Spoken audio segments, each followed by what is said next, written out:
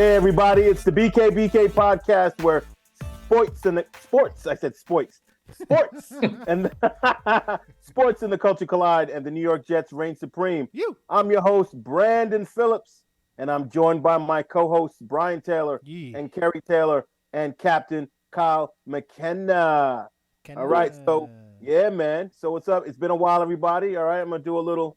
Hey, we're back! Hey, in the new year, NFL, etc. Sports, Knicks, all that good stuff. Yankees. Wait, man. did you say Knicks? Whatever. Yeah, you know I did say Knicks. You know that. You know I did. In fact, we are living in exciting times in the world of New York sports right now. The Knicks are in the playoffs with the number 2 seed, right? The Yankees are in first place in their division. And if you're into hockey, both the Rangers and Islanders are in the playoffs as well. And Mets, okay, whatever then. And as far as word, that's what we doing. I knew it was coming. You know it had to come. And as far as the Jets are concerned, it's draft time. And that is about as exciting as it gets for them because they haven't made the playoffs in going on, 14 years? Forever. So, yeah, forever. So draft time's like their Super Bowl, but whatever. Anyway, we're going to start off talking some Knicks talk, all right? Who played against the 76ers last night in their playoff home game. Yeah. And then after that, we're going to talk about the Jets, and then we're going to do a mock draft. That's always fun doing the mock draft. But let's talk about the Knicks first, all right? Fresh off the W against the 76ers. The thing that came up as far as when I was watching, and I didn't catch all of the game. But because you were running or walking 2 miles. It was pissing me off, too. You're talking about walking. Running. I don't think. Running. He was running. No, he was running his mouth. He's running his mouth. Facts. Definitely facts. No, you know what? I was running my mouth. I was freestyling. I was listening to, some Locks freestyle, some, you know what I mean, Biggie stuff, throwback, so I was running my mouth. People probably thought I was crazy walking in the streets, going for my little 2.5 mile walk or whatever. But, got to clear my head and try to get things going. But, I wasn't running at all. But, yeah, but I was, when I was done, I caught all of the fourth quarter, which was the most important quarter. And I saw the Knicks really just get down and dirty. You know what I mean? I saw, Mitch playing his game, getting those offensive rebounds. Yeah, man. Blocking shots. Yeah. Playing physical, bodying up Joel Embiid, the All-Star, the All-NBA. MVP, reigning MVP, right? Yeah. Yeah, and even though he's kind of hobbled, but whatever, people get hurt. It's professional sports. He's always hurt. Yeah, he's always hurt. And I'm pretty sure Mitch Robinson was 100% from the free throw line yesterday. Let me look it up, baby. Yeah. Two for two, baby. Mitch. 2 for 2. Yeah. And normally he's 41%. That's terrible. That's like Shaq numbers. Yeah, they had the I think it was last week the Nets game. They did a little hacka Mitch at the end of the game, and he hit about 40%, 45% maybe of the 8 shots he took. But last night, stepped up there, hit 2, and his offensive rebounding is just what they need right now too. So on a night where Brunson was not right Brunson-esque as he has been the last maybe 25% of the season. So we should talk about that a little bit. I mean, I think that the Sixers probably threw the best game that they are going to throw at the Knicks last night, and the Knicks still won. Yeah, so going back to Mitch had 7 offensive rebounds. Embiid had 8 total rebounds. So let's just put that in perspective there. We out-rebounded them by 20. Right? So we played our game. The only thing that didn't turn out, well, a couple things. So Brunson, obviously, he was 8 for 26. I don't think that's going to happen again. They were throwing different defenses at him. It was hard to really recognize exactly what it was. Definitely bothered him. He was off his spot. DiVincenzo 3 for 10. Like Yeah. he terrible game all around. It wasn't just offensively, defensively, and just his IQ just didn't look that high during the game. So glad to see you, man. Who we didn't mention, Deuce McBride. Ooh. Deuce We have McBride. who before he really had a prominent role, we were asking for his presence. Yeah. We been asking for his presence for a long time. So, you know. And honestly, when we traded quickly away, you know, I was really like, what's gonna happen now, right? I mean, McBride always looked good in the G League, scoring points, defense is always there, but even though during the after the trade he looked very good, there were games where he almost broke DiVincenzo's record, right, for most threes by a Nick in a game, because he had like 5 or something like that in the first quarter of one game. But for him to come in and score 21 points off the bench, he was plus 37. Brunson shot him out in his post game interview. Oh, absolutely. He said, why did you guys win the game? Deuce McBride. That's the first thing he said. And that's what you love out of a leader as well. I mean, you recognize he is game high plus 37 plus minus for the game. Plus 37. So I think crazy. If you had looked at Deuce McBride 6 months ago, right? You would, and with Quickly and Grimes, right? If you had to rank them, you would have ranked Quickly, Grimes, McBride. No doubt. Right? Because of minutes. So now what I think that we're seeing, and what maybe the Knicks brass and coaching staff saw in-house, was that Deuce is a better defender than Grimes was. Yep. And not that far off scoring-wise than Quickly was when given the minutes to do so. Right. Also a guy that doesn't need the ball in his hands. Right. Like we've said about OG. And I think he makes better decisions when shooting the ball than Quickly does as well. And I feel like Josh Hart stepped up his game as much defensively, where you're not missing Grimes as much as well. So there's a balancing factor there as well. And I just feel like that they just stepped up just tremendously. And Deuce, we're not even talking about Quickly anymore. We used to talk about Quickly so much in our texts on our program here. Yeah. We're not mentioning his name. We're not mentioning Grimes. I feel like the combo of Hart and McBride have just let that talk just kind of just dissipate into the ether. It's just gone. Yeah. Well, let's talk about Josh Hart. I think the bigger issue here is about coaching and preparation, right? So he specifically addressed the fact that he knew that Brunson was going to get double teamed and he was going to get open looks. Yep. So for the entire year, he has been, for the most part, turning down those open looks and feeling and acting hesitant about taking his shot.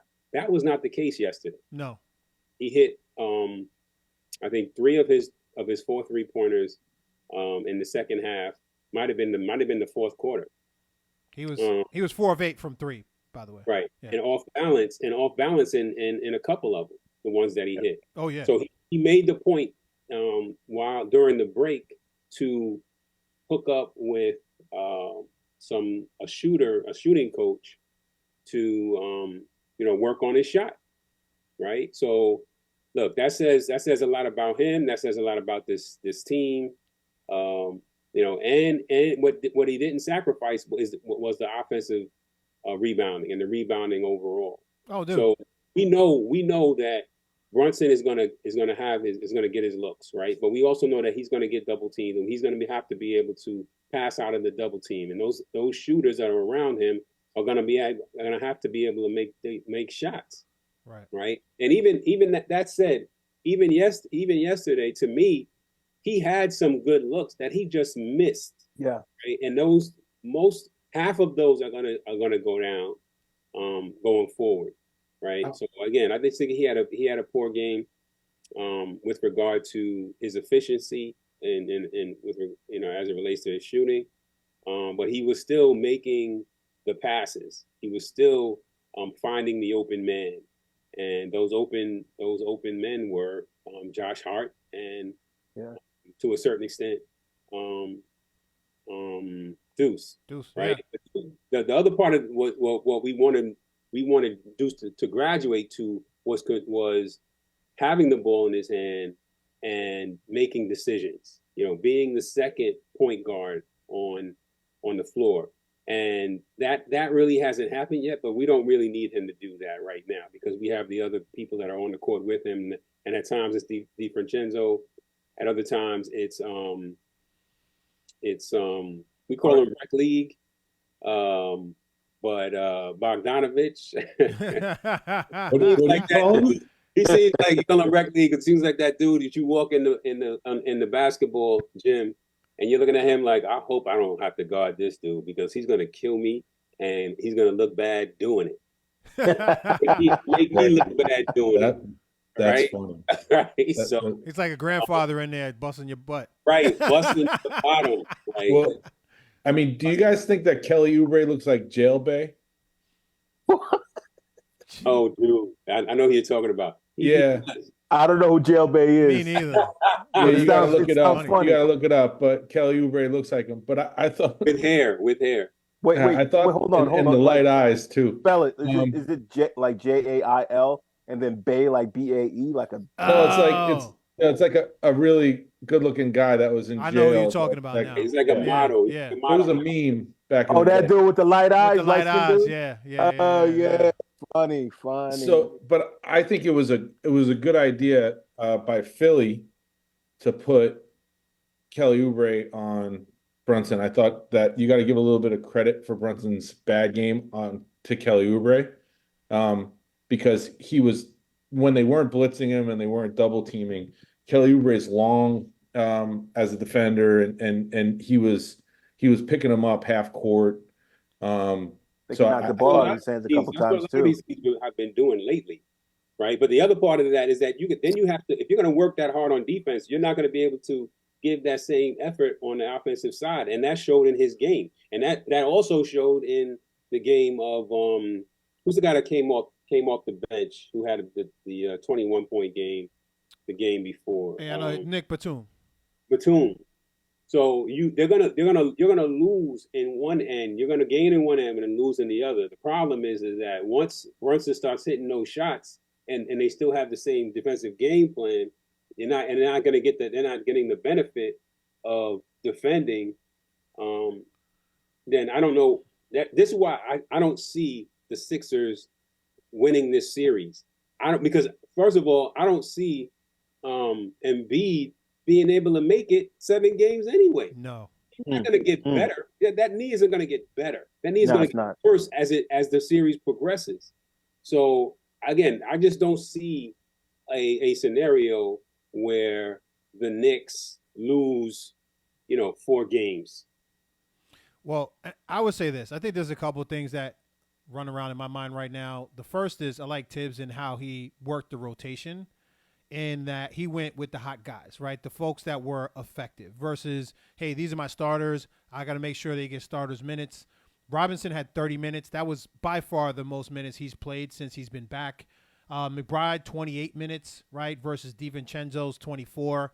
And then you got Bogdanovich, who, although he was 4 of 12, he felt like it was an effective 4 of 12, right? Like you had to guard him versus some others that you could leave open at the 3-point line.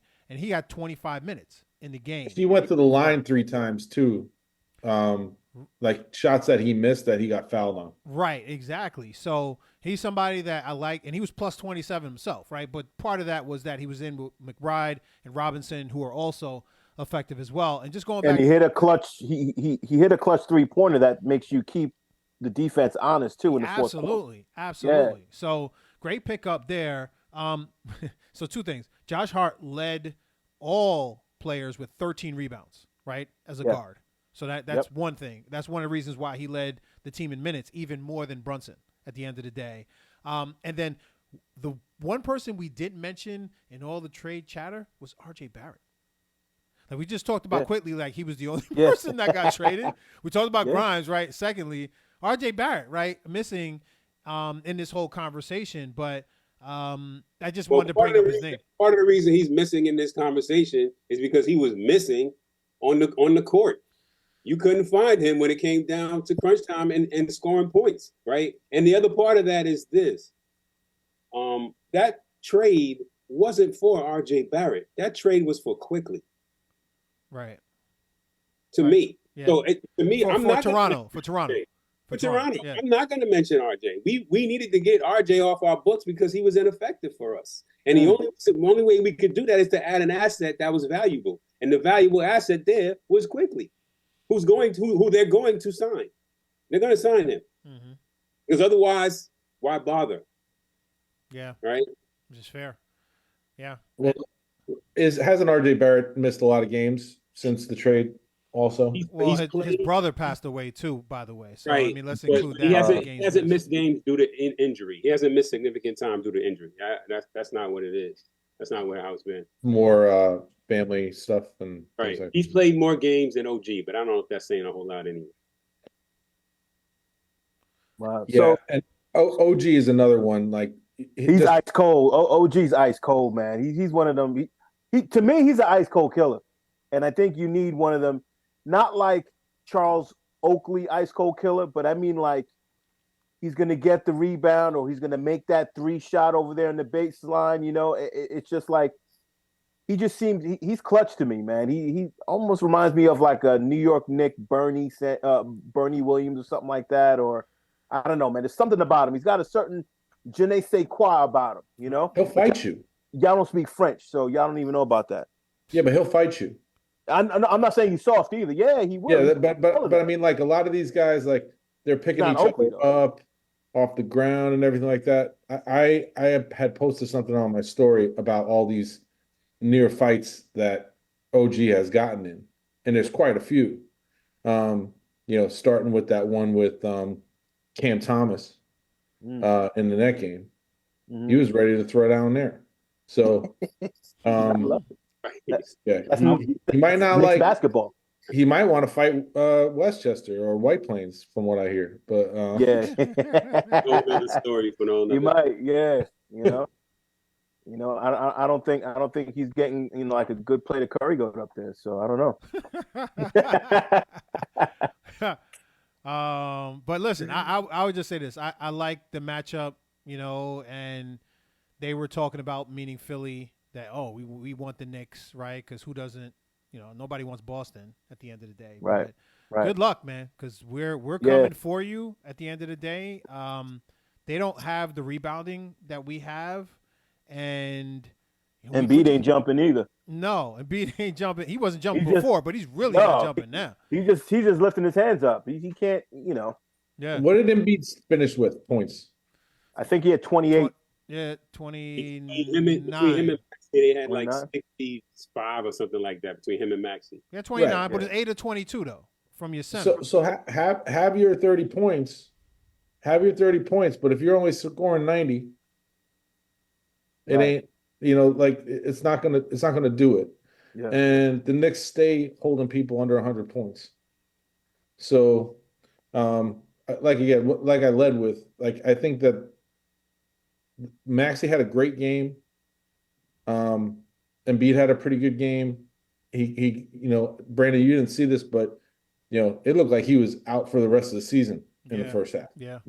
When he came down on that knee, it was like. You felt terrible just as a fan of basketball. Yep. I saw it in the highlights, but you watched the last game of the season. The same thing happened last game of the season. He went down and everybody was like, "Oh, he's done for the year," and then all of a sudden he walks back, to the scorer's table and comes back in and he ends up having like 35 points. He just doesn't trust the knee. There's no trust there. Right. That's exactly it. It's the stability. Right. It's the stability. So when it happens, it's super painful, but then you can get back out there. But your confidence level in it happening again is so high. You know what I mean? So and he physically does look hobbled though when you see him. It's not a doubt. No doubt about it. He is not 100%. If I had to guess, he's like 70 at best. Right. But right before he went down though. A 70%. He went down. He passed the ball to himself. Right, and dunked it. Right, and he hasn't even. I think he's got 12 dunks on the year. You know what I'm saying? Former MVP. So before we move on, I'm gonna say Knicks and what? I'll give them Knicks and 5. I won't predict. I'm not even gonna. I'm not even gonna do it. Look at you. I'll go there. Why not? Y'all look like y'all just had some castor oil. Chicago's I don't know. I would say Knicks and 6. Knicks and 6. All right. 6, yeah. All right. I mean, listen. As long as we move on, I'll take it. The playoffs are about winning your home games. We got one. They don't start. They don't start until somebody else wins on the opponent's court. Right. Yeah. All right. Fair points, guys. All right, fair points. We're all looking good and favorably upon our Knicks. And let's see where we're looking now as we move on to the New York Jets. All righty.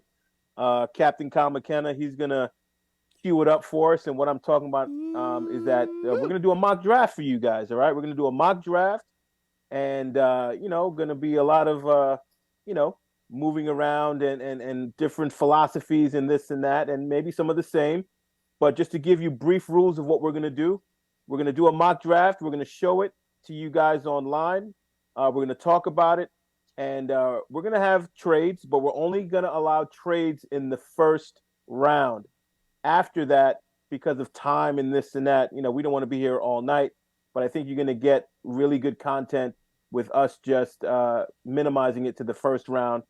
And then after that, we'll just draft according to what the picks are and what the board gives us. All right. And we'll talk about it. All right. So we're going to do a mock draft, New York Jets, which is happening next week. What? Thursday, Friday, Saturday. Yeah. All right. It's coming up close. It's coming up close. So, I mean, it's hard to say this, but this is, for us, we're all excited. This is our Super Bowl because we haven't been in the playoffs going on 14 years, So and listen, and if we don't make it, the people that are in power are gone. So let's call it what it is. Yeah. And then Aaron Rodgers. We don't make it where? To the Super Bowl? No. I mean, we have to at least make the playoffs. I think if we make the playoffs, that gives them a stay of execution, right? Meaning Joe Douglas, meaning our coach, right? Robert Saleh. But if we don't make the playoffs, they're both gone. Like, I can't see a world where either one of them is still here. Aaron Rodgers, I guess, is TBD. I don't know that that's absolutely true. If we have 10 wins and we don't make the playoffs, I don't know if they get served their walking papers. I'm going to tell you what the best scenario is because, people are so fickle.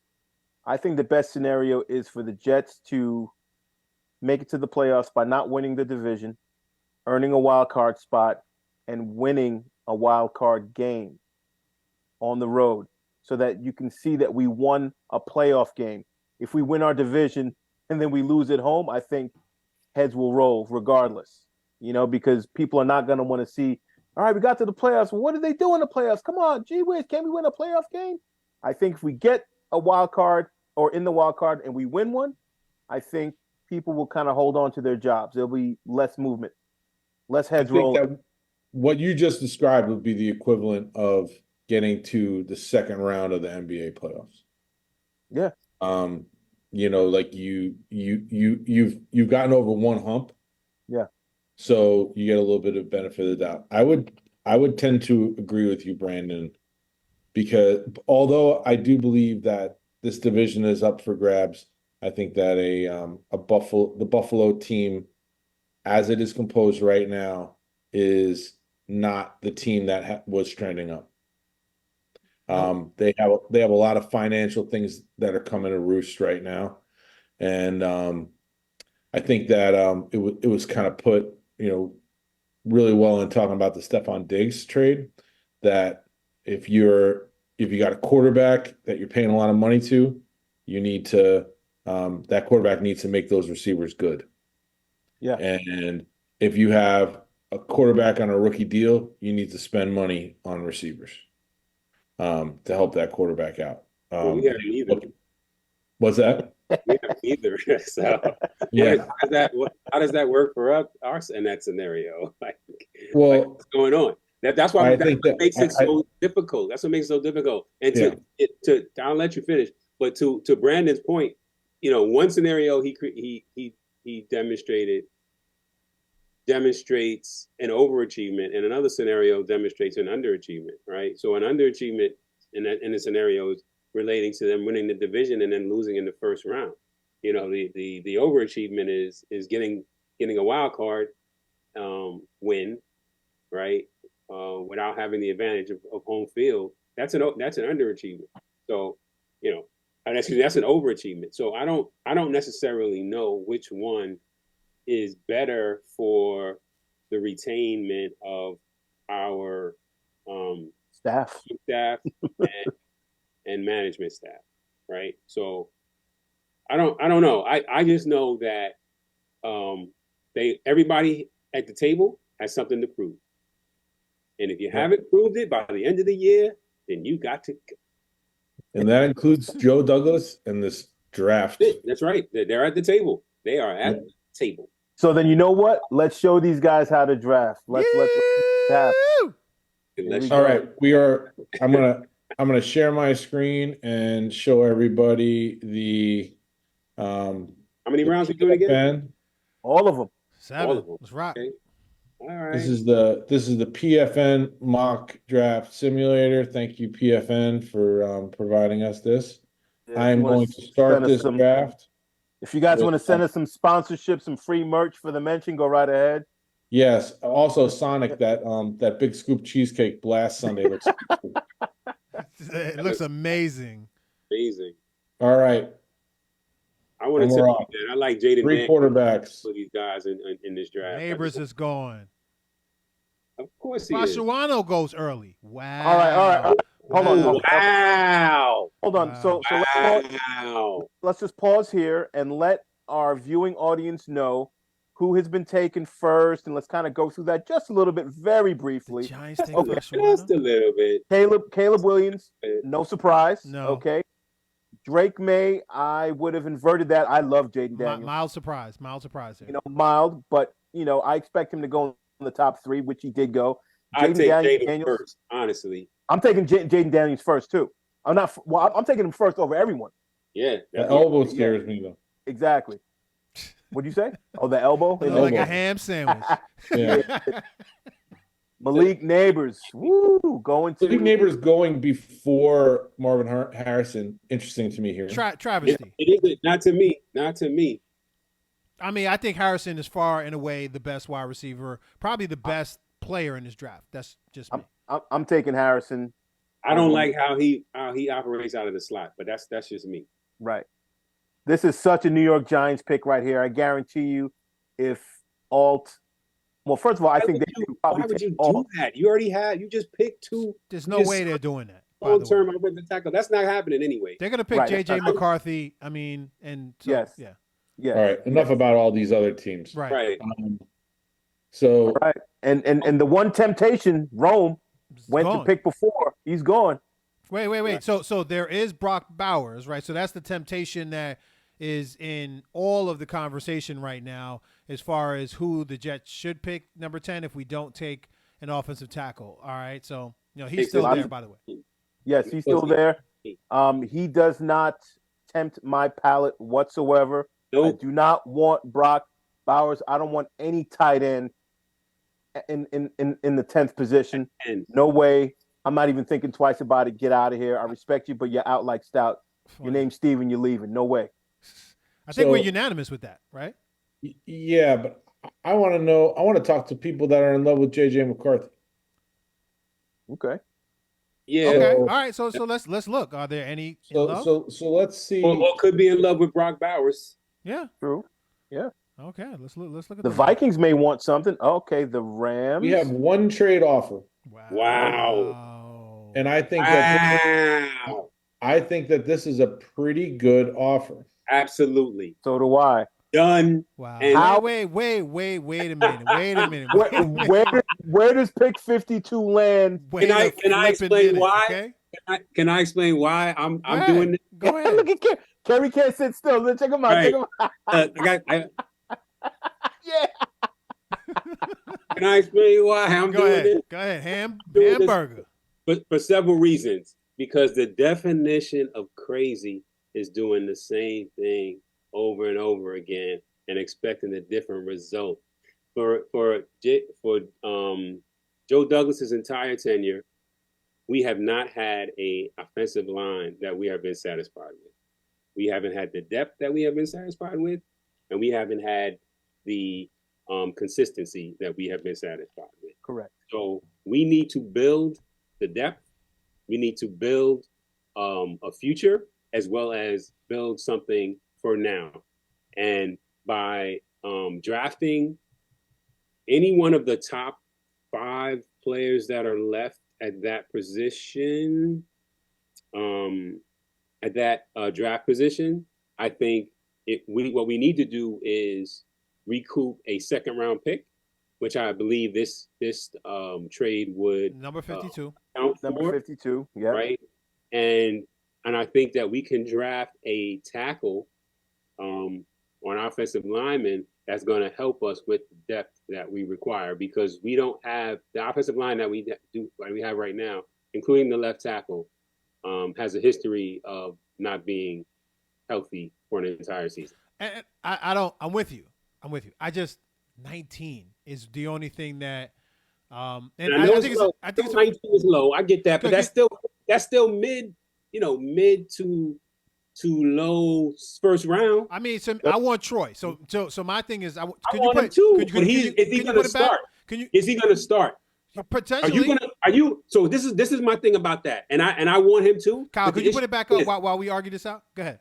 But the issue is you're going to draft. You're going to go in the second draft in a row. You're going to go in the second draft in a row. Troy Fatano, yes. He's going to be in the second string. You can put that screen back up for us, please. Okay. Right. So that's my point. That's my point. That is the only point that I'm going to make here with regard to that. You're going to draft someone who is not going to be your day one starter in this league, a 2nd year in a row. Okay, it sounds like you're against that. I mean, I'm confused. I'm against not trading out. Oh, okay. All right. Listen, against not trading out. Okay. I am for trading out. Sure, that's fair. But so looking at the remaining players, thank you. That's what I was kind of. So right now at 19, you got Latham. Right, is kind of where we are in that space. I think he'll be gone. I think Amaris will be gone. I think JC will be gone. I think Troy will be gone. I think Fuaga will be gone. And again, I understand that they will be gone, but we need more than just an offensive tackle that is not going to start day one. No, I hear you. I just want to make my only thing about going to 19, and that's my only thing, is that I still want to get a player I want, right? I don't want to just get a player just to get a player. I want a player I want. All right, so that's all. So Brian, do you want JC Latham? Let's solve this. Let's solve this quicker than that. Let's trade. I'm for the trade. So if that's the case, let's just trade and let's figure out what's left. Hold on. But before you do that, I think, are we all in agreement that that's what should happen? Well, Kyle hasn't spoken yet. Let's let Kyle speak, and then I haven't really spoken yet because I want to get, I want to put my 2 cents in there too. Kyle, go ahead. So the answer is yes, I am for the trade. And why? But I am also someone who likes Troy Fatanu. Me too. I love him very much. The reason why is the same reason I loved Elijah Vera Tucker, is that he is a multiple O-line position player that can be plugged in and could become, even if he doesn't start, can become your swing O-lineman right away. And he's going to start this year. Let's be honest, with the tackles and the way they are. Okay, he's going to start games. Yeah. Okay. Well, I'm gonna finish my thought though on why I think we should trade back. Okay, there is a chance that, first of all, I don't want the 4th or 5th best offensive tackle at 10. I think that's crazy. I don't think I think it's reaching. But pause on that. Why would whoever we picked at 10 would be the 4th or 5th best tackle? Because we're already on the 3rd. Because Fashanu and Alt have already been taken. Yeah. So the Oregon State tackle has not been taken yet. No, and you guys have heard from me on our text thread that I am not taking an offensive tackle at 10 unless he is Trent Williams. I'm not taking a chance on another Mekhi Becton. So I'm just and that goes back to what you said before, Kerry, about not doing the same thing over and over again and expecting different results. But just to play a little devil's advocate, Wirfs was there, and he would be worth the pick at 10 as well. And you know, I keep talking about Wirfs. I love the kid, but I am not objecting to trading down. My thing is, I just want to know where pick number 52 lands, who is around pick 52, so I can see the competition that would be surrounding that pick to potentially steal someone or some ones who I think I may want to get at 52, because that's around the middle of the second round, correct? Yeah. So, early, the middle of the second round. Yeah. The other thing with pick 19 is that if we get any of the tackles that are remaining right now at 19, I don't feel like we've reached. That would include. And you click on offense, and we have extra picks, and then go to offensive tackles. Okay. So that we can see where they're ranked and how we would rank them, and so that our audience can see that too. All right, we have Talise. We have I think Talise I think Fuaga is a starting offensive tackle in this league. Same here. Yeah. So it's Fatano. Latham, I just don't trust Alabama tackles all the way. I think Amaris Mims is a starting offensive tackle in this league. I think he doesn't have any reps. He doesn't have enough starts for me. Right. I understand that. Right. But he's still at 18 in terms of ranked. Right. I think Fontenot is a starting offensive lineman in this league, whether it's at guard or at tackle. So I don't necessarily agree with Coach Kyle's assessment of, the pick at 10. I would pick the top 3 guys at 10 and have no problem with it. So just to finish my thought, the reason I'm not scared of 19 and I really want to pick up the second round pick because of all the wide receivers in this draft. The reason I'm not afraid of 19 is because if I can't get Troy Fontenot, I can get Graham Barton, who is the next best thing with the same skill set at 19. But is he a tackle? Is he a swing tackle in this league? He has played he has started at every single O-line position on the line, including center, and he's been All-American at both guard and tackle. Oh, he was All-American? And he's 315 pounds. Wow, okay. How tall is he? 6'5". Let me pull him up. By the way, Fatano, it says he's only 6'3" here. I have here that he's 6'4". 6'4", 317 Fatano, not 6'3". He's not short. It's his arms that are a little bit shorter than say an average tackle. Arms too short to box with God. Is that what we're saying? So Graham Barton's in here as a center. Okay, 6'5", 313. Look at his Russ. Yeah. 9.99. Yeah, his grade is 0.2 of a point off of Joe Alts. I mean, listen, let's trade. You got arms though. That's a problem, man. Who? Barton? Yeah. I'm not concerned with that at this point. Not concerned either. Okay. All right, let's make the trade. You know whose arms are shorter at for the tackle position as well? AVT. That's why they project him as guard. So exactly, it is what it is. All right. About 6'5". Troy's gone. He's gone. He was going to be gone. I don't understand why y'all doing this, man. You knew What do you mean? I mean, it doesn't mean that I can't. He was going to be gone. I'm not trading with New England. I'm not trading with New England. I'm rejecting this. I'm rejecting that too. I'm rejecting everything. I don't want. Nope. Wait. Want that. Easy. I mean, none of that helps. Can I look? None of that helps. Can I look? Can I look? Jeez, go back to the other. Stop looking. None of that helps. Mira, Chloe UI. All right, you got New Orleans, pick 24 and a second rounder next year. That means two New second England, rounders. 34 and None of that 68.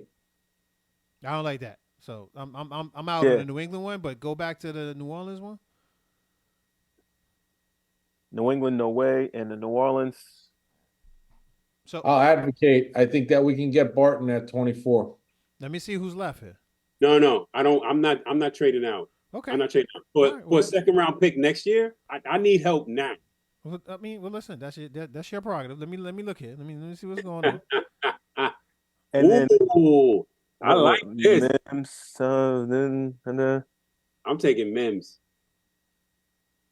and I see why. I see why. I see why Kyle was like, "Oh no, I think we should go to 24." So you can. You know what it is? Kyle wants Graham Barton because he wants Graham Barton. I'm a hard no on Mims. Yeah, I am too, man. I think it's like doing the same thing over. Oh, again. Word! That's what we do. I'm not a Mims guy either. I said when we were up there. I'm not 100% Mims either. I would take the kid out of Oklahoma over Mims. At 19, you'd be taking the 6th O tackle in the draft. I don't know. Again, yes and no. You still have a second round pick out of that. I mean, so I'm looking at it from a holistic standpoint. You can say he's the 6th best tackle in the draft, but Can we? All right. So we know Barton is there. Can we click on offensive tackles again just to see who's left? And let's compare and contrast. Say Barton, because this is what we're conversing about now. Yeah. So it's basically like Barton versus Mims. I'm going Barton over Mims. Well, Barton is like 26. I think he's like ranked 25 or 26. Yeah, but he's a 3-position player. Mims. No, I'm not arguing that. I'm just saying in terms of ranking, where they're ranked. That's all I'm saying. Well, I think he's 26 in total rank in this app here in this. So he's ranked above Tyler Guyton, and he's ranked in between Amarius Mims and Tyler Guyton for the purposes of this argument. And I would take Guyton over Mims, personally. And I tell you, there's another offensive tackle that I really like a lot. His athleticism. Why don't you guys like Mims so much? What's in terms of how many games he's played? Yeah, he got hurt and limited reps, man. Like limited games played. Right. He's a few sandwiches short of 400 too. That too, man. I don't want to do that. What? I'm sorry. What about the 400? He's 340 right now. No, say what you originally said though. Let me. He's a few sandwiches short of 400. It's a few visits to Jersey Mike short of 400. Right. So you're comparing so you have sort of Mekhi Becton feels from it. Yeah. Becton feels. Yeah. Listen, to me, this is my choice. At least what I'm saying. I'm trading back. I'm getting that 24, and I'm getting a second round pick next year. And now I have 3 second round picks next year, I believe. Because even the pick that we traded Philly for that could potentially be a second round is not until 2026. Was that 2026? All right. I mean, listen, if we can get Barton by trading back to what, 24? Is that what we're going to trade back to? That's me. Yeah, 24. So the issue is that you guys all want Barton and you don't want Mims. That's pretty much what it is. That is correct for me. In this slot, yes. What I'm gonna do is I'm just gonna bow out because you guys clearly. Are you abstaining? Is that what you're saying? You're not even Because you lost the vote, so the popular vote, you're just like, I'm not gonna vote. I'm not gonna go to. Because I'm not convinced that Mims is here. That I want him here either at 19. Yeah. What are the offensive prospects at 19? I mean, you got Brian Thomas Jr. Right. Wide receiver. If you want to go there now from LSU, I don't know if he's as polished. Right. If his neighbors, I mean, of course, he's there. And that's really it. Brian Thomas is more of a vertical guy. Right. But my point to that is. There's just too many question marks for me for that. I think there's more polished wide receivers for me in the second round who are like they were the alpha. Why are they in the second round? Because they were because they're not in LSU or Alabama or Ohio State, right? They were. Well, he's done it at the highest level though. But I mean, he had neighbors on the other side of him. And basically, since he had neighbors on the other side of him, this guy's the number 2. I want, give me the number 1s. Like right. And they had the other guy. If it was that easy, we would have already picked, the receiver at 10 anyway. They had the other guy last year that's on the Patriots now, Djibouti, or what was his name? From LSU. I don't know. Yeah. It's not. I'm a little worried here, Brian. At this point, I think we just take a vote and see what we're going to do. Brian, I'm worried that if we trade back to 24, somebody will pick Barton because the Steelers are looking for another offensive line. So is Miami. Right. So is Miami. The Eagles are. And Philly, watch out for Philly because their center just retired as well. And the Eagles need cheap labor because they just re-signed 2 offensive linemen this year. And they lost their center, and this guy is a center guard and or tackle. So what? I'm going to pound the table. Go right ahead and make that trade and see what happens. I'm going to pound the table and offer for Barton at this pick at 19. Yes. You know what? I'm with all you. All y'all are tripping. And we already have a second rounder. Go back to that. Go back to the offensive lineman, please. Barton's not going to be in there. I know. I just go back to the offensive lineman. Just for argument's sake. Mims, Guyton, and then we get into like second round territory with Kingsley. I really like this kid, Jordan Morgan out of Arizona. Very athletic. I'm not. I wouldn't be mad at Barton at 19.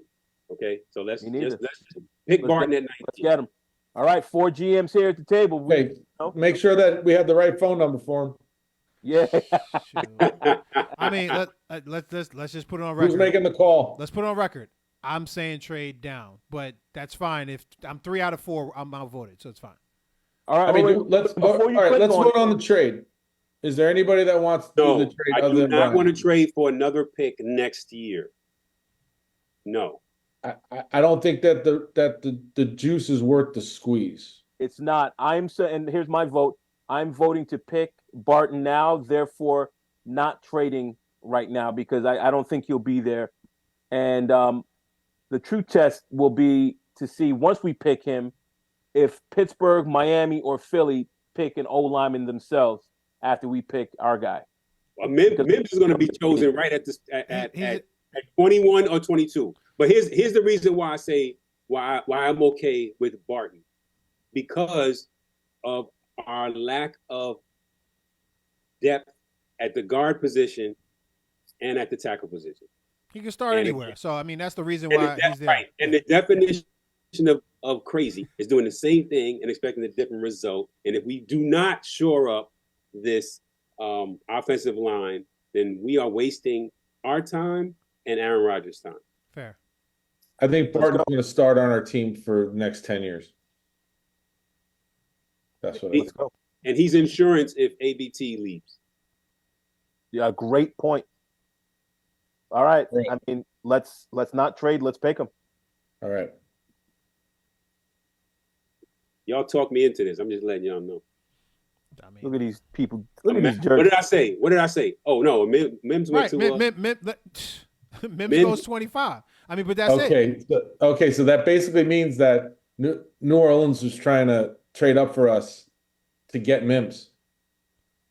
Yeah. Right, yeah. And we would have slided back to 24, and we would have taken Barton, and we would have had a second-round pick next year, in addition to the one we already traded for. All right, let's start the draft. Hindsight's 2020. Xavier Leggett is good. I'm just saying. And he went to the Jets. All right, I just want to. To the Giants real quick. Go ahead. Who? This pick number 51, Adiza Isaac. I coached against him. That's how long he's been in college. I coached against him at Canarsie High School 3 years in a row. Awesome kid, awesome football player. Was a little skinny in Brooklyn, but turned out he's a pretty big edge guy right now, and he's been mocked fairly early. Early day 2 guy. So, all right, here we are at pick 52, the pick that we picked up from The Who are we Rams. picking up? LA Rams. Chargers. No, Yep. the Rams. Rams. Rams, yep. All right. Should I go to look who's staring at us up there at the top. The future host Aaron Rodgers. Aaron Rodgers is not gonna like this. Oh boy. Wow. And I don't think Penix will be there anyway. I mean, you just never know, bro. You don't know. Yeah. Right. This is what we're whatever we were handed is what we're gonna do. Right. That's why I feel good about the Barton pick, because we don't know. All right, here's our trade offer. It's trade 73, pick 73. We said no more trades. No more trades. We're not trading. We out. Oh, that's right. We're in the second round. We picking, so reject it. Blah blah blah Okay. blah blah blah blah. It's nice to look at though, but we're not going with it. All right, I'm so a little guys, surprised that Zach Frazier has lasted this long. OC, he's a really good player. yeah. Can we look at wide receivers for a second? Can we sort the wide receivers for a second? Let's get to the brass tacks. I do like the Washington. Polk is going to be our number one guy. Jalen Polk. I like the Washington receiver. Yep. And all right, I'm going to make an argument for Malachi Corley. I like Malachi.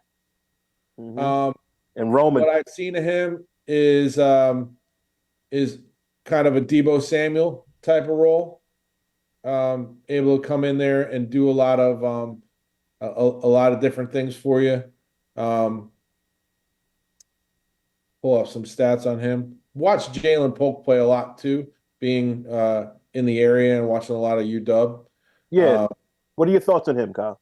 He's really good. I mean, he was very overshadowed by Roman, but there is also there's another receiver, number 11, I believe it was, that also pretty good at Jalen McMillan, right? Yeah, McMillan. Jetpack wearing juggernaut with elite attack explosiveness and angle erasing burst. How's that for a scouting right thing? Yeah, that's elaborate. Kerry, who did the Giants pick in our draft? They pick Xavier. Right. That's why I was like, this guy is missing. Got it. Look at.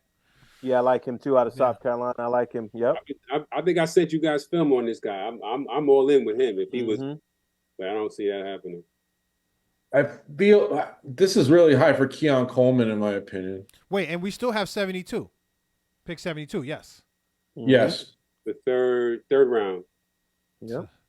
So, guys, the question is, do we go best player available, okay, and make Aaron Rodgers mad, or are we going with a wide receiver because we know we need that help there, or do we go with another offensive lineman? Who's the best offensive lineman left on the board? Why would we do that now here? I'm just throwing things out there. I'm throwing things out there. And this is what I'm going to throw out there. I'm picking the quarterback. That's what I'm picking. That's what I'm going with. This is the mock draft. This is what we've been given, right? And Kyle, if you'd be disingenuous if you're not on board with what I'm saying too, because you don't do that. I'm just saying. Don't do that. He called out his character. He called out his character on that one. He called his character. Come on, man. How do you not? But go ahead. You're absolutely right. Yeah. You're absolutely right. And I have said, I'm on the record as saying that this guy is going to be a tremendous pro. I was saying it before everybody else was saying it on TV. They kind of came around after the pro day, but I watched this guy play at Indiana and I watched this guy play at UW, and he's special, and he's got very good IQ. So yeah, similar to how I felt about Pat Mahomes, and I was right about that. Well, you know what? I mean, listen, Kyle got me to love this kid. You mentioned him very early. Then I started watching tape on him, and I was like, oh, my goodness. Yeah. And then I watched his pro day. I'm like, oh, my goodness, look at this kid's release. And, I never wanted Aaron Rodgers, and I've said that from day one. Never wanted him, okay? And you know what? I mean, yeah, he's here, and, okay, hopefully we do well, but if I'm the GM, I don't care if he's getting mad. You don't run me, We rule things no rule we. Yeah, you know what I mean? Like, it's like that. So I'm going for Michael Penix Jr. since he's there.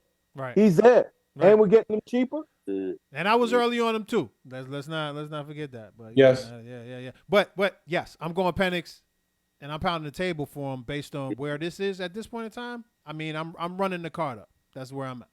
That's fine. But please, though, I mean, I just to be thorough, I would love to see what offensive linemen are still left. You know what I'm saying? As far as ranked high, we already looked at the receivers, and I know we're fishing here, Kerry. Roger Rosengarten, he's pretty good.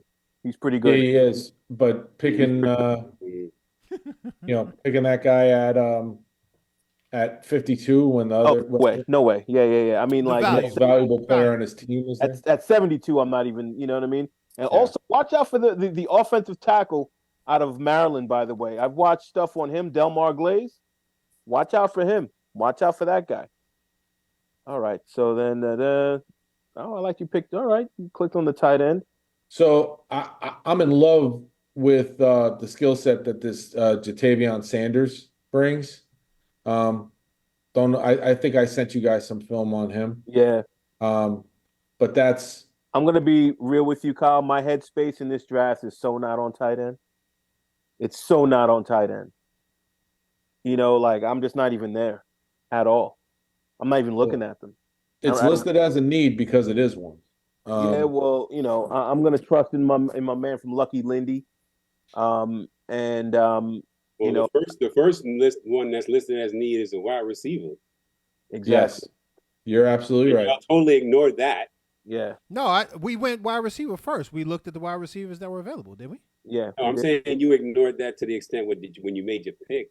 No, I didn't ignore it. I felt that at this point in time, and that's why I said we still have 72, right?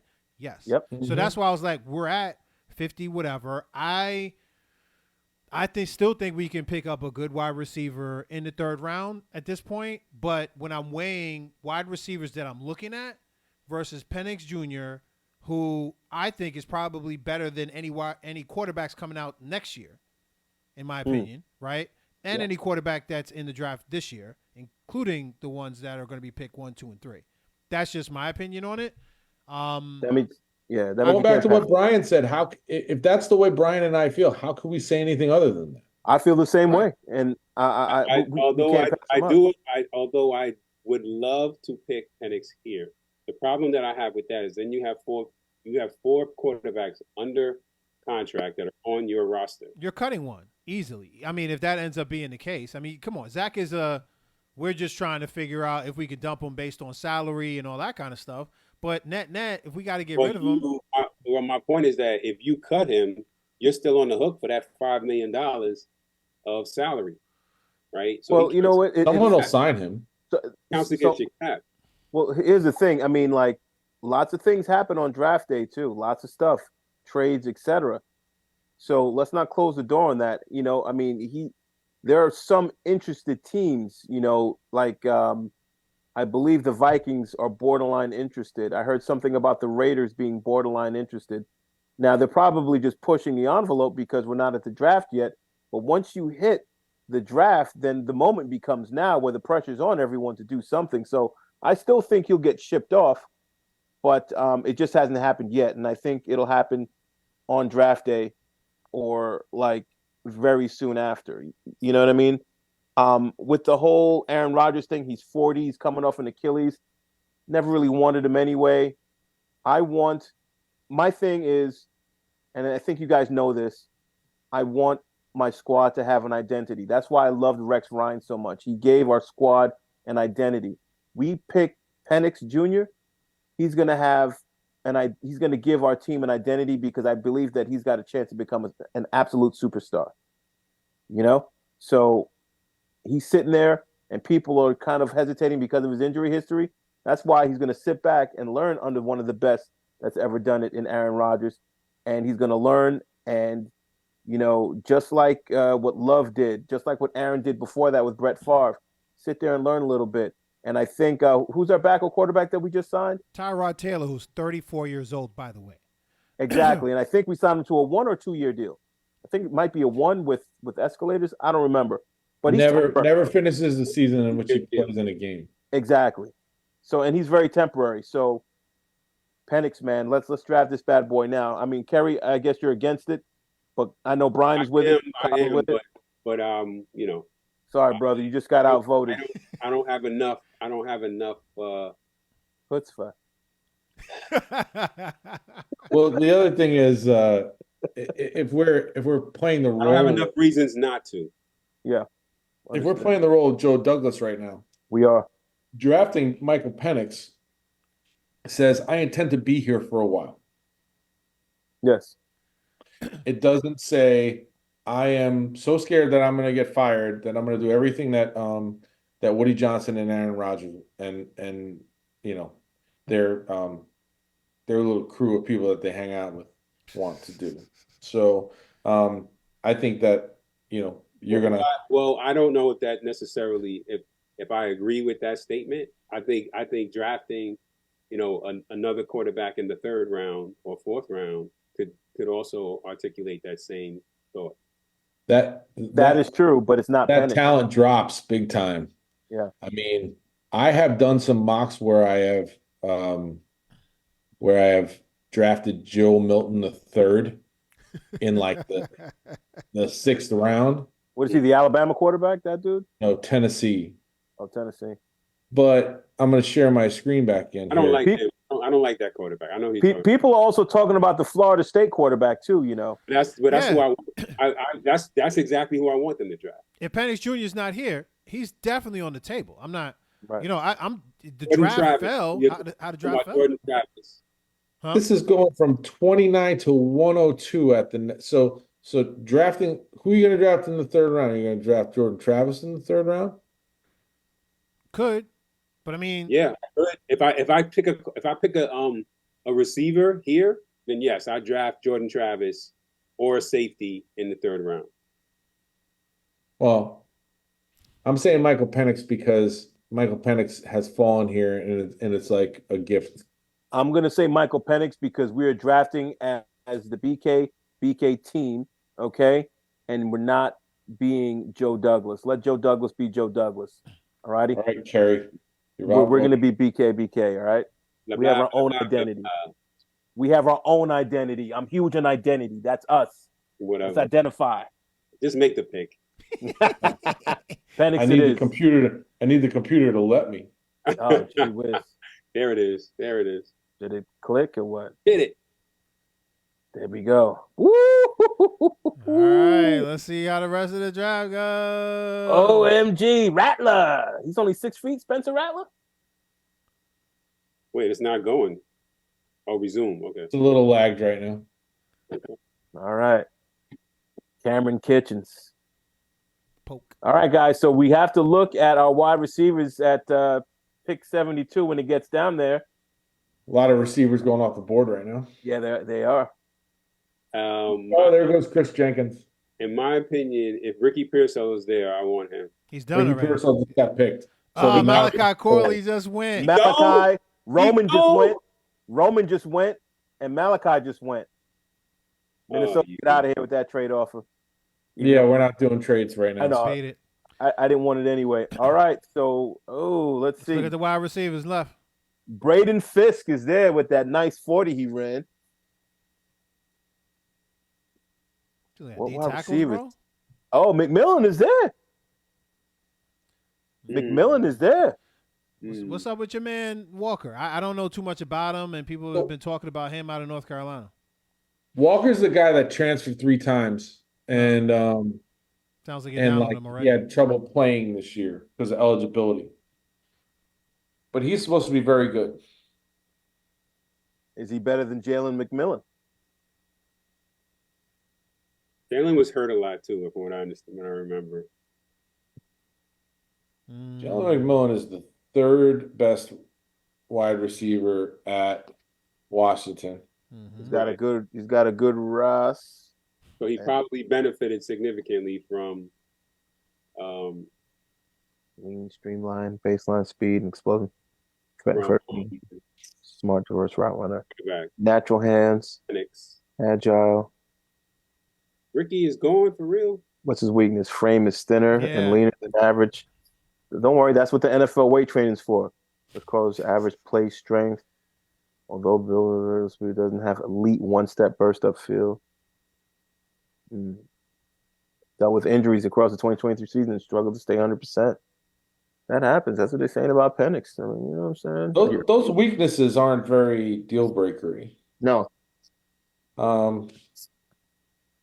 I mean, 6'1", 200 pounds is if you're rocked up, that's a pretty solid dude. Yeah. And you know what? He's going to gain 5 more pounds once he goes through the NFL, training program too. He's going to gain 5 pounds. Solid. Boom. You'll take 6'1", 205. You'll take that. Devontae Walker is smaller. Mm-hmm. But with a higher Ross. Yeah, not that You're Ross. Ross. Sorry. You love that. Sorry, I shouldn't be saying that. Well, I'm gonna vote for Jalen McMillan only because you guys drafted his quarterback, and Yeah, good point. There's something to be said about chemistry. Yeah. So good point. And if there's a QB that can make someone look better, or a wide receiver that can make a QB look better, it's a tandem that had success. And he has a Hall of Famer throwing to him, so yeah, he might be apt to learn and get better. Gary making great points. So Florida State got some big wide receivers. I don't know if you guys are regularly listening to the Move the Sticks podcast or Path to the Draft, but they did like an audit of wide receivers picked in the last 3 years to see the bust rate. Mm-hmm. And they were talking a lot about how some of the ones that were busts, and Denzel Mims did come up quickly in the conversation, but they didn't really harp on it. Is the inability to be able to run a play on the pro level based on the fact that all you were ever doing was really looking at posters on the sideline in these up-tempo offenses that go no huddle. And I thought it was a good point because it's very complex, the language in pro football, and nobody uses posters or does anything like that. That's all college stuff. So I wonder where that factors into all this when we look at the guys that we're picking here, which offenses were more gimmicky or not. And I think that with McMillan, you're dealing with a guy that was on an offense that was pro style. Yeah. Because their offensive coordinator is now the head coach of the Seahawks. I mean, I'm already making the pick. Their offensive coordinator is the offensive coordinator for the Seahawks. That's the guy who I want. I think he is the next best thing as far as receivers, as far as what is there right now. And we need a receiver in the worst way. We've addressed our quarterback of the future. We've addressed an offensive lineman that we're very high on and in need of. We're in need of another wide receiver, and he's the best one that's left. And I think we need to pick him. That's who I'm beating the table for. Which one? Jalen McMillan. That's who I want right now with the 72nd pick. Now we can look and see who the best safety is because we need a safety. I believe we need a linebacker too. And we can look at, again, the best O-lineman that's still left on the board as well, as far as offensive tackle is concerned. We can compare and contrast, but I think McMillan is the way to go.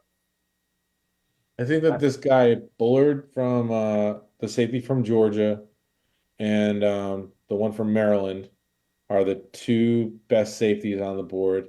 I have argued with you guys that safety is not actually a position of need for us. It's a position where we need depth. Yeah. I don't think we have two starters at safety. One's coming off ACL though, but Chuck Clark. Yep. But that's and where we also have a backup at safety too that we just re-signed. Ashton Davis. That's correct. Yeah. That's fine and that's fair. Yep. Mm-hmm. I'm just being thorough and while also playing devil's advocate. But you guys know where I stand. I want McMillan. Where do you guys stand? Why did he only have 560 yards this year? Just Hurt. Because he played 11 games on and off the field. He was a third receiver.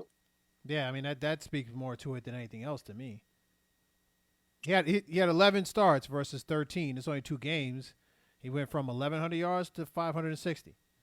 So that's my only concern production wise. Again, it's Rome. Again, whoever you're going to get in the third round, it's not going to be your top receiver on a national championship Final Four team.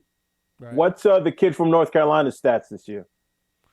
Who's ranked right below McMillan? Yeah, 700 yards, 7 touchdowns in 8 games. Versus McMillan had 11 games and he had 560. So he was the number 3, and the other kid was the number 1 probably in North Carolina.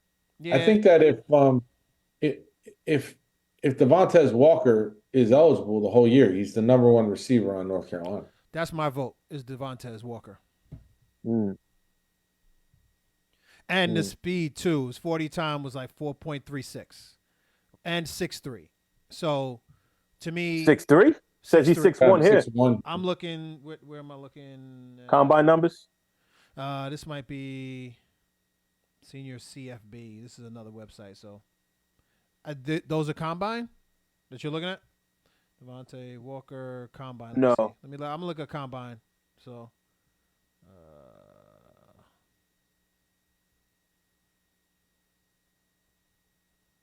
I also 6'1.5". 4.36 is combine. 193 is combine. McMillan ran a 4.47 in the combine. Right. So Devontae is faster. Let's see. Washington wide receiver draft stock is rising. Well, that's the Huskies wire, so they're going to be biased. Right. That's my pick. Is Devontae. So y'all can hash out the rest. I think that Jalen McMillan probably presents more as a decent pro, and Devontae Walker is more of a boomer bust. And at pick 72, after we've already gotten, we've had somebody fall to us that we didn't think was going to be there, and we picked up a second round. The only reason we picked Michael Penix is because we picked up that pick, right? We didn't even have that pick, right? An hour ago. So that's house money. I'm with Brian, Devontae Walker.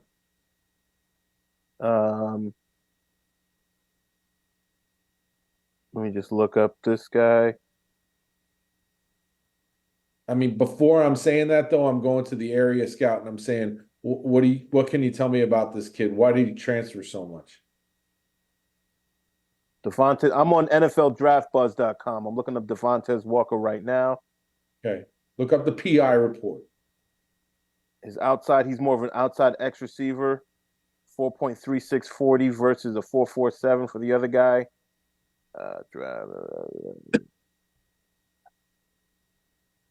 Is DraftBuzz comping him? Comping the two of them? I don't see that yet. I'm just looking at his measurables. Overall rating, 84.6 out of 100 for this guy. Player comparison, Jalen Tolbert, who went to the Cowboys, and Kevin Austin Jr. out of Notre Dame, and Matt Landers, Arkansas. What the heck? Who are those guys? All right, let me... Who does Devontae Walker comp to? That's who I just read, Devontae Walker. I thought you were saying that for McMillan. No, now I'm going to read McMillan. He's a 4.47, 6'1". They're both around the same height. I think Walker's just a touch taller, but they're both like 6'1" versus 6'1.5". Player comparison. This is Rashee Rice out of SMU. Jalen Tolbert as well, and Kevin Austin Jr. That's Devontae Walker? No, that is Jalen McMillan. Jalen McMillan, gotcha. Yeah. So they compared him to Rashee Rice. And then the other two are the same. I like Rice. Right. If we're saying that all the security background checks check out, I'm picking the guy who would have been the number one receiver at North Carolina rather than the guy who was the clearly the third best receiver at University of Washington. Okay. And your man May was throwing them the ball too, so just factor that in. Overall rating is a little bit lower. He's 83.3 out of 100, whereas Devontae Walker was an 84.7 overall. I mean, all right. You know what? I'll go with you guys on that. I'll change up. I'm just going to do one more quick look. Was it Devontae Walker? I told you I want Jalen. But Walker character issues. Gary just keeps getting voted down. Yeah, totally. He's like, why did I show up to this draft? Oh yeah, because of all the transfers. Right? Might as well look into it. Right. I mean, you transferred that many times in that short period of time, and he's still got like 2 more years of eligibility, don't he? The negatives for Jalen McMillan, I'm on Bleacher Report now. I don't know if they're really viable, but positives: good speed, comfortable acceleration with fairly threatening top speed, great flexibility and body control, quick fluid mover, great route running ability, shows ability to mix up releases, manipulate DBs at the top of routes and play through contact, very good stop-start ability, can throttle up and down throughout the routes with ease, good hand-eye coordination, can make catches outside his frame and space. The negatives: not a creative or strong yak threat. Most of his damage is done when he can just stride out. Ability to win the ball above the rim and in traffic comes and goes. Below average play strength overall.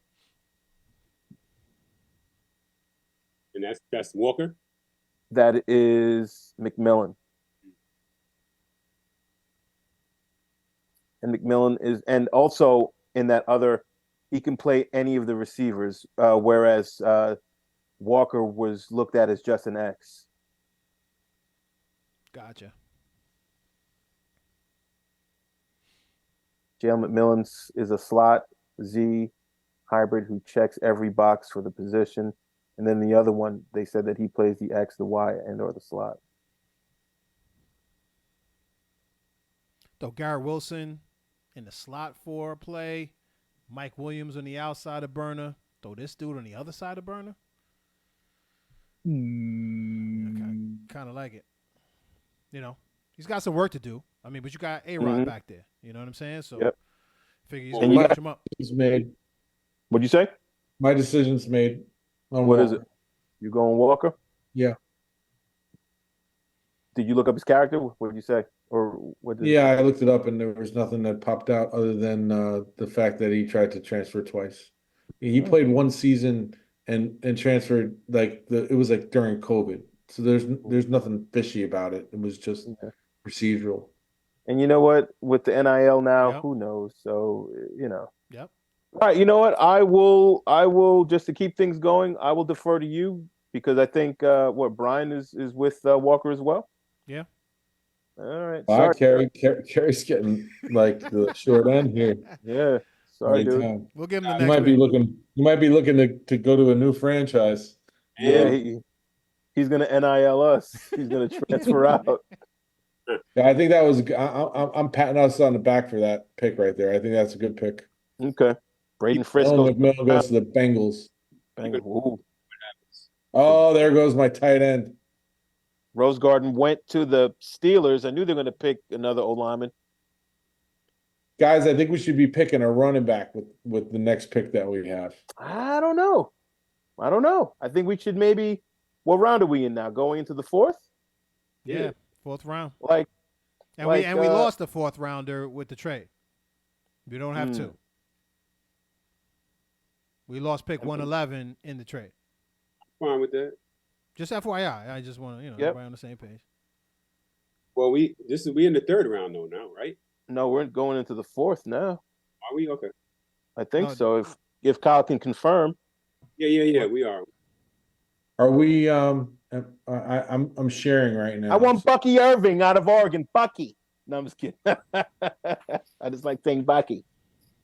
Spencer Rattler still on the board. Blake Corum at 99. I like Blake, little guy, little plug, little Mike Eel.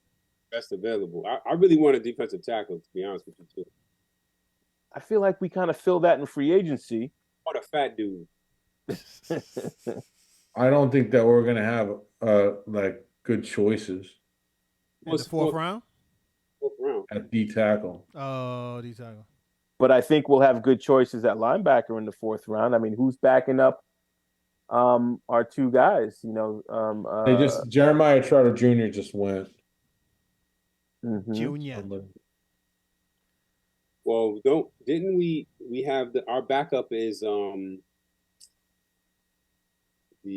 backup line? Huh? Sherwood. Right. Ooh, Delmar Glaze. Does he make you hungry? Funny. It does make me think Krispy Kreme.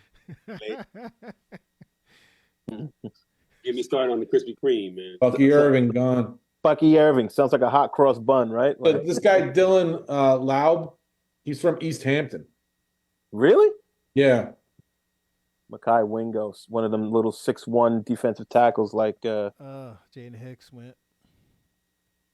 Like your man Booger McFarland or something. Okay, we might. There's a guy I really like that we might have the opportunity for here. Okay. Wow. So after pick 72, we don't get a pick until 134? Yep. What round is it? 5? 4. Are you sure? We're 4. It's round 4. Wow. We had 2 fourth-round picks. We traded one of them. Right. Well, we're at the latter end, so we're like 2 picks, and then we go into the 5th round. That's why, because it's so far down. I would have looked at Malik Washington, too, for Virginia. Doubled up on the wide receiver, but is this BPA right here we looking at? What do you mean BPA? I think it's BPA. I think this guy Goncalves is O-lineman, right? Not a bad O-lineman thought around here. Safety can wait right now. I'm really not thinking running back right now, Well, is Allen still available, or did he go? Who's the guy that you were thinking of, Kyle? You never. Braden Allen from Wisconsin. Yeah. Who is he? What's he? What position is he? I don't even know. Running back. He's like a AJ Dillon type. Big boy. I think somebody might have picked him though. What do the guards look like here? Yeah, it looks like he's gone.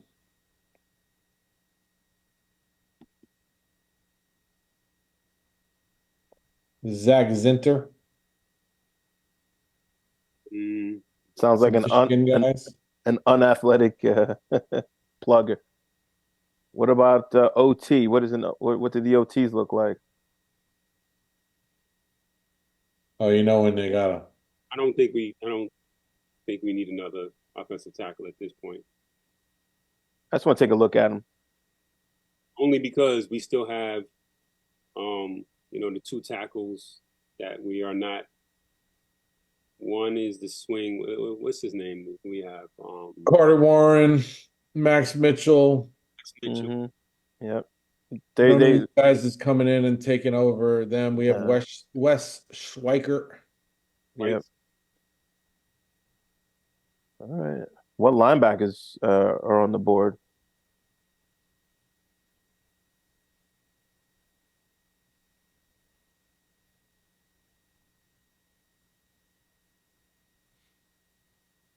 Tommy Eichenberg at Ohio State. They were talking about him a lot, but his stock fell. I don't know why. He's more of a name. I mean, he's that guy Eichenberg that plays tackle. That's his brother, right? Yeah.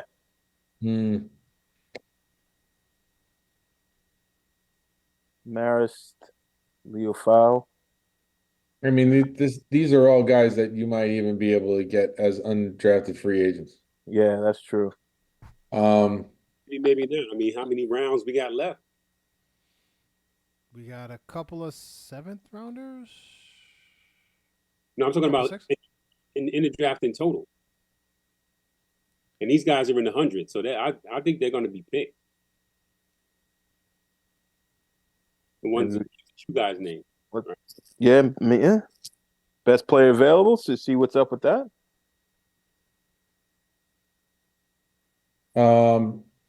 Is Jerry Rice kid still here? Oh, big. Yeah, he's kind of a big receiver too. Kind of like the kid. Who's that? Jerry Rice's son. Was it Brandon Rice? Brendan, yeah. So this guy Kenny Logan is a big safety. He's like a he's like a who's the guy from Virginia Tech that played for the Seahawks? Cam Chancellor type.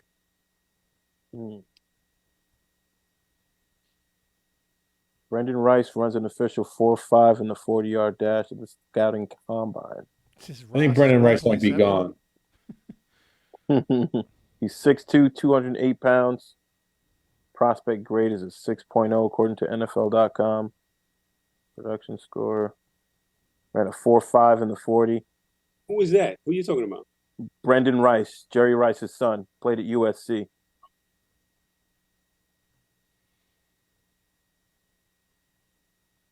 Yeah, that would just be a feel-good story. He's projected to be a 4th-round pick.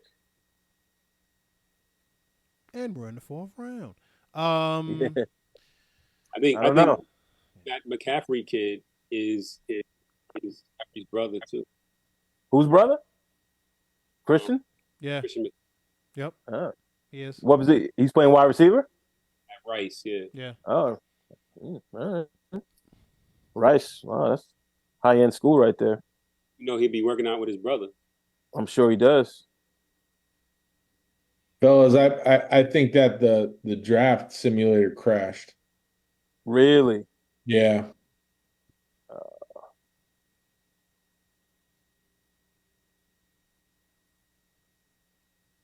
That stinks. Somebody was gonna say it.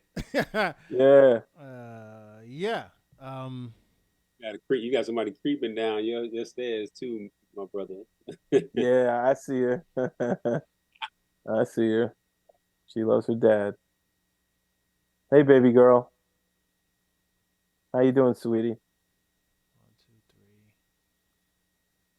3. Yeah, man, we crashed. Yeah. Damn. So we got through 3 picks. Yeah, we should have picked the 4th. Who could it have been? I wonder. Hey, Vivian, what's happening? In terms of say hi. We needed. You know, I think we needed a safety here. To be honest with you. Sure. Yeah. You know, I mean, I would have waited on a safety and or running back, but I'd probably wait farther for a running back than I would a safety. I'd be happy taking another wide receiver if they were there, but too bad it crashed on us. And you know, mention running back. There was a running back that I would really wanted. Let me see if I can find his name while you guys chop it up. All right. Yeah, I mean, Malik Washington, except for the fact that wide receiver out of Virginia, he's only 5'8" though. As a what? Wide receiver. Yeah. Well, you know, obviously, they have 5'8" receivers that do a lot in this league. No, 100%. Let me see. PF. Daddy's friend. It's Uncle Brian. So Daddy, Kyle. He was drafted 1 pick before us, and I think New England was the team that picked him. Wide receiver, PFF grade is 91.9, so obviously he had a hell of a year. Who's this? Malik Washington, wide receiver out of Virginia. Okay.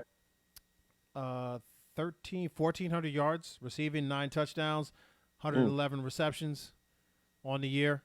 I think the only thing that pushed him down as far as draft is concerned is probably his height. I think it's 5'8". Wow. Okay. Yeah, Braylon Allen was the running back that I wanted. I think Kyle was on him too. Right. Wisconsin? Yeah, the Wisconsin kid. Yeah. Yep. All right. We could fake it and say, yeah, we just drafted him. He scored quickly within the last 3 weeks. I don't know why. Maybe it was because of the combine. Well, I think big part of him too is that he's like super young also.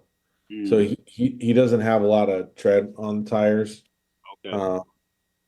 And very explosive and quick for his size. So I think he'd be like a good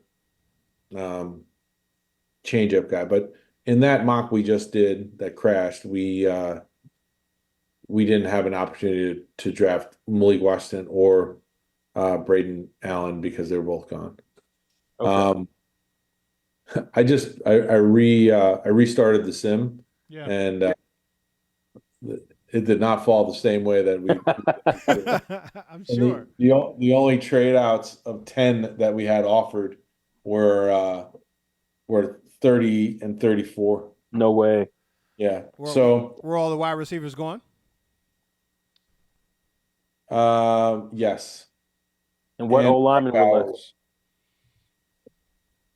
I have a funny feeling that Penix is going to go as high as 15. So do I. I think he's going in the first round. I don't think he's going to go he doesn't after get past the Seattle Seahawks. Minnesota when Vikings. Did they pick? Minnesota Vikings or the Raiders. He's not going to get past the Raiders probably at 13. That's about it. And let's not forget about Denver too. Denver's looking for a QB. Vivian agrees. So yeah. So I'm hearing that that Denver likes Bo Nix. So I'm not 100% sold on Bo Nix. He had the one good year, an amazing year, but kind of struggled a little bit at Auburn before he went and transferred. But he had a good year at Auburn, like his freshman year, I believe. Yeah, but it's not like it stayed with him throughout the course of his tenure there at Auburn. Then he transferred. Well, there was COVID in the middle of it. True. Yeah. Yeah. I think the moral of the story here is that all of us want that Troy Fontenot, Graham Barton type of versatility on the O-line to add to what we've done in free agency. And I really think that, if you can't get Troy, that Graham Barton is your next best bet. But between now and when that draft starts, don't be surprised if Graham Barton goes in the teens. Yeah, I won't be surprised. My question to you, Kyle, would be, then why not? If you want Troy so badly, why wouldn't you draft him at 10? I think that if I was going to reach at 10 for anyone, it would be for him. So if you had to sit at 10, and you had again, I'm giving hypotheticals because obviously we don't have the thing up. If we were going to sit at 10 and we could not make a trade, and you had a choice between Rome Odunze and Troy Fontenot. Rome. Yeah, this is just a Kyle question, or this is for all of us? But I'll open it up, and you don't have a second round pick. Rome, all day. I mean, what are you doing to your offensive line to improve it then? Because you're saying you're comfortable with offensive line the way that it is. No, I'm not saying that. I'm not. I'm getting like a Roger Rosengarten in the third round. So you think Rosengarten? So again, I would like him in the third round too. I don't see him getting picked. I don't see him staying in the third round. I see him getting picked in the second. Then you pick up Delmar Glaze out of Maryland. I mean, and nobody says we can't move up. I mean, so if you're talking about packaging picks, and you have 2 in the fourth round, you have 1 in the third, you could package some of that in order to move up, right? So everything that we've talked about has been the first round draft pick and what you're going to do there. Also doesn't mean that you can't give away draft picks in other years, right? 2025 or something like that in order to move up. Also, you talk about JFM, who you have that you can trade potentially because you have a log jam right now at edge. So he's somebody that you can dangle, right? And you can also get, something back as far as salary cap relief too. So there's other things that we can do in order to move around the board if you end up going with Roma Duze in the first round. But if that dude drops to 10 or neighbors or something like that, the value on somebody at that level, to me, I just feel like you can't pass up. I understand. It doesn't necessarily mean that at the same time I can say I still need to do something with the offensive line. So you can. There's other things that you can still do there. From that, you can still sign Mekhi Becton and say, that's your third tackle if you wanted to do that too. I just don't like him starting. I guess the better question, Kerry, explain was what we did last year. No. Brock Bowers or Troy? Well, Brock Bowers is not it. But I mean, I don't think it's the same thing, Kerry, because if you have Becton at your number 3, I don't think you're doing the same thing as you did. Becton was your starter last year. Right, which again, he was terrible. Right. So, but he looks different and projects different to me as a backup to a all-pro on the left side and, somebody who's played at, a high level on the right side. I would have no confidence with Becton in a Jets jersey at left tackle for any game, given what transpired the entirety of last year. Again, I'm not being crazy. I'm not doing crazy no more. Right, I understand. I mean, I just think Becton looks different as a 3 than he does as a 1. Last year, I'm talking about since Joe Douglas took over this regime. Like, our offensive line has been poop. Running. Sure. Running, bird, poop. And I cannot go into next year without having a fortified, solid, deep offensive line. What do you think about the offensive line now, Kerry, that Douglas put together through free agency? Because we have our starting 5 right now.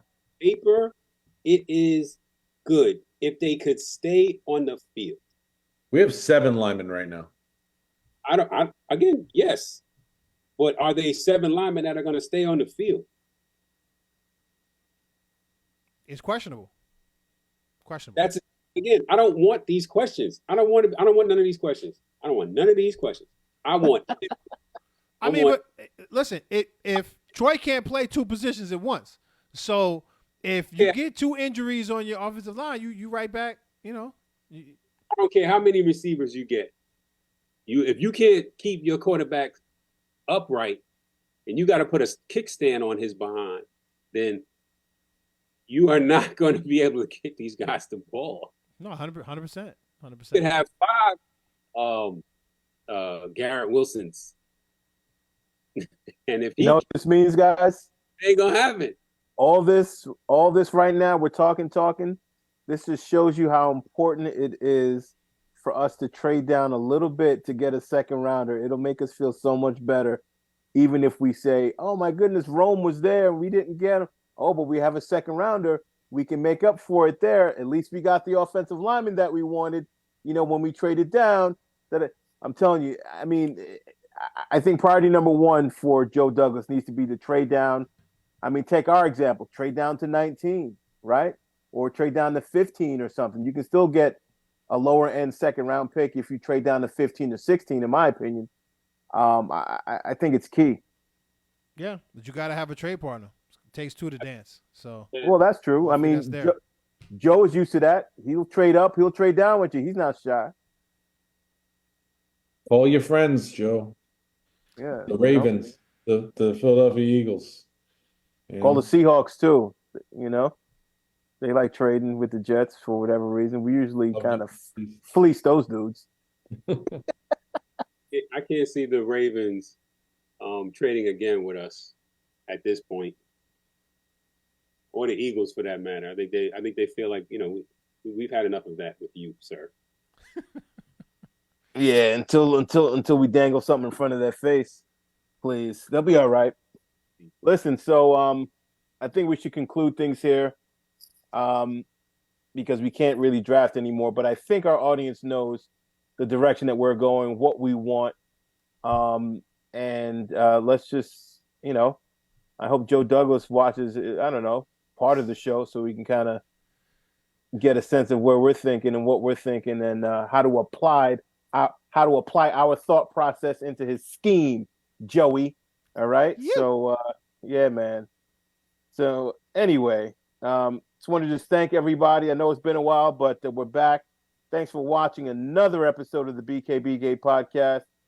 We want to be able to keep bringing you the latest news and viewpoints of where sports and the culture collide, and where the New York Jets reign supreme, of course. So keep watching us. Watch us on YouTube. Make sure you hit the like and subscribe button on the channel. Just type in the BKBK podcast and you'll find us there. Find us on Twitter. You can find us there at BKBK podcast. Instagram, same thing, at BKBK podcast, as well as on the BKBK podcast.podomatic.com. If you're listening to us while you're in your car or whatever, podcast style with no visual, just audio, you can do that as well. All right. So great show. Glad we reconnected once again to give you guys, our viewers, some content. And, shout us out in the comment section, man. Let us know how you feel, agree, disagree, whatever. All right. Just be nice. All righty. Yeah. Because Brian doesn't take the people who are not nice. He gets I don't think to disrespect me. Yeah. he gets a little, Tony Montana. Oh, yeah. You want to go to war? You want to go to war? You want to go to war? Say hello to my little friend. Yeah. But anyway, all right, guys. Let's go BKBK podcast. Let's go Knicks, right? Let's go Knicks. Yes. Let's go Jets draft. Let's go Yankees. You know what? Let's go Rangers. Let's go Islanders. That's cool. How you doing, New York Mets? And goodbye. Brian, play the music, please. Thank you. It's on, man. It's on.